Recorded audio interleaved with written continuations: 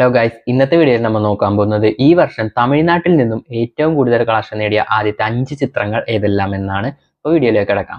5ാം സ്ഥാനത്തുള്ള ചിത്രം ഒരു കന്നഡ ചിത്രമാണ്. കാന്താര ചാപ്റ്റർ 1 ആണ്. കാന്താര ചാപ്റ്റർ 1 തമിഴ്നാട്ടിൽ നിന്നും 71 കോടി രൂപ സ്വന്തമാക്കിയിരുന്നു. ചിത്രം തമിഴ്നാട് ബോക്സ് ഓഫീസിൽ ബ്ലോക്ക് ബസ്റ്റർ ആയിരുന്നു. 4ാം സ്ഥാനത്തുള്ള ചിത്രം അജിത് നായകനായി എത്തിയ ചിത്രമാണ്. മകിഴ് തിരുമേനിയുടെ സംവിധാനത്തിൽ അനിരുദ്ധിന്റെ സംഗീതത്തിലെത്തിയ വിടാമുയർച്ചയാണ്. ചിത്രം തമിഴ്നാട്ടിൽ നിന്നും 83 കോടി രൂപ സ്വന്തമാക്കിയിരുന്നു.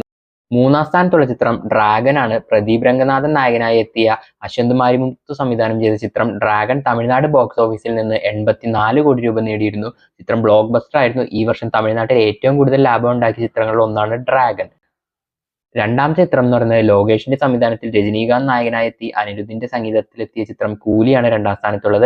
തമിഴ്നാട്ടിൽ നിന്നും 148 കോടി രൂപയാണ് കൂലി സ്വന്തമാക്കിയത്. തമിഴ്നാട് ബോക്സ് ഓഫീസിൽ ആവറേജ് ഹിറ്റ് ആയിരുന്നു കൂലി. 3ാമത്തെ ചിത്രം ആദിക്കിന്റെ സംവിധാനത്തിൽ അജിത് നായകനായി എത്തിയ ഗുഡ് ബാഡ് അഗ്ലി ആണ്. ജി.വി. പ്രകാശ് ആയിരുന്നു ചിത്രത്തിന്റെ സംഗീതം കൈകാര്യം ചെയ്തത്.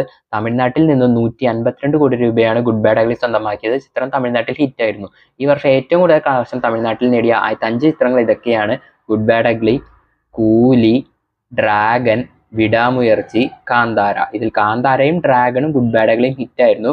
വിടാമുയർച്ചി പരാജയവും കൂലി ആവറേജ് ഹിറ്റുമായിരുന്നു തമിഴ്നാട്ടിൽ. അപ്പോൾ അടുത്ത വീഡിയോയിൽ വേൾഡ് വൈഡ് ബോക്സ് ഓഫീസിൽ ഏറ്റവും കൂടുതൽ കളക്ഷൻ നേടിയ തമിഴ് ചിത്രങ്ങൾ ഈ വർഷം ഏതൊക്കെയാണെന്നാണ് നോക്കുന്നത്. അപ്പോൾ അതൊക്കെ കാണണമെന്നുണ്ടെങ്കിൽ നിങ്ങൾ ചാനൽ സബ്സ്ക്രൈബ് ചെയ്ത് അടുത്തുള്ള ബെല്ലൈക്കൺ ക്ലിക്ക് ചെയ്ത് വെച്ചോ. അടുത്ത വീഡിയോയിൽ ഉടനെ കാണാം.